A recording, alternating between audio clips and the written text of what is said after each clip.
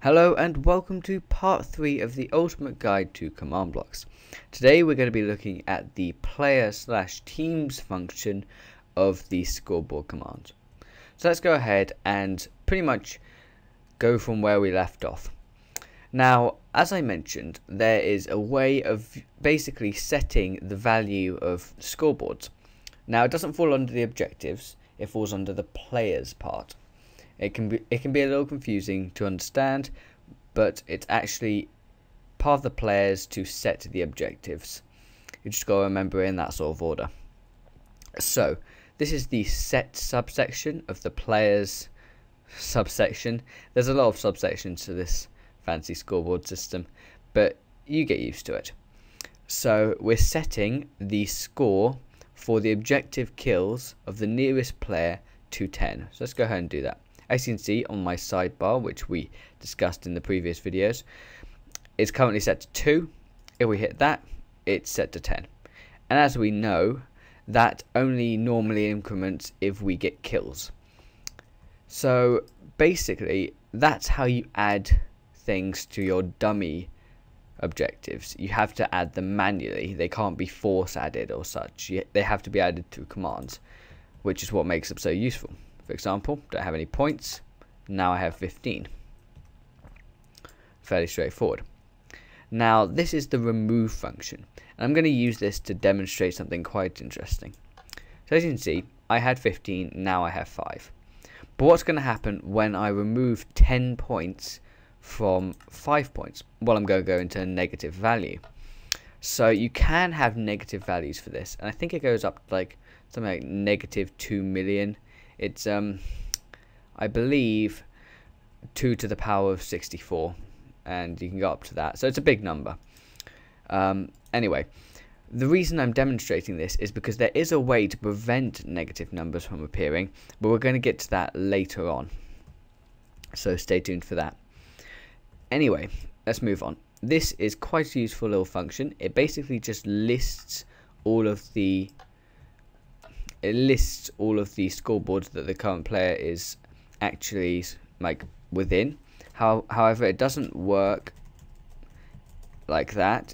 This is one of the ones that you actually have to type into the chat yourself. You have to do it manually. It doesn't really work via command. I'll just put it there to demonstrate it, just so that you can sort of. It's a nice way if you're sort of working with the scoreboards to be able to sort of check to see what you've done, and it also gives the value of that and such. Pretty useful, so I thought I'd show you. This is also a very useful thing. It will reset all the scores of all the players. For example, that's been set to 0, my kills has been set to 0, as you can see it disappeared, because remember, if there's nothing there, it will simply reset. However, you can actually get a negative value for that. If we come over here and we change this to, oh, you can get a 0 value for that and it won't disappear. If we set that to kills with a plural, as you can see it says 0, but the sidebar option hasn't disappeared. So I just thought I'd throw that out there. Anyway, moving on. Now we're going to have a look at the teams. Now I'm playing on a single player world, so I can't really demonstrate these, but the way it basically works is we're creating a team. We've got the name and the display name. Fairly straightforward, works in a similar way to the objectives. I'll go ahead and click that. As you can see, the red team was created successfully. However, we can't really demonstrate it too well. Now these are the options for the teams. At the current state, there are only 2 options. There's the color option, spelled the American way, and the friendly fire option. Now, the syntax that we have here is we have scoreboard teams options. That's the sort of sub-command. Then we have the name of the team we want it to affect, the type of option, which in this case is color, and then the value. Now, if we're using a color, there's a whole list of different colors that we can use, but basically it's fairly self-explanatory. Red is red, blue is blue, there's cyan. I'm pretty certain, in fact, don't take my word on it, but I'm pretty certain that it's all of these colours here. So if you want a reference point, then you can check here. However, I'm not 100% sure on this. This could be referred to as indigo instead of magenta. Light blue wool, maybe aqua, and that's white instead of wool. Again, don't take my word on that, I'm just assuming. And I don't think that brown is there. Anyway, fairly straightforward. Let's have a look at the friendly fire option. Now, same sort of syntax, but instead of a color for the value, you just have a true or false statement. Quite easy to understand, and it's laid out fairly straightforward. If you've been following the series so far, you're probably fairly sort of fluent with the syntax that scoreboards generally have. Not scoreboards, command blocks in general. So this is if you want to get players to sort of start interacting with these teams, because at the moment we haven't really interacted with them at all. Let's just go ahead and click these buttons. Oh, I can't remember if I did already. I really shouldn't record these videos so late at night.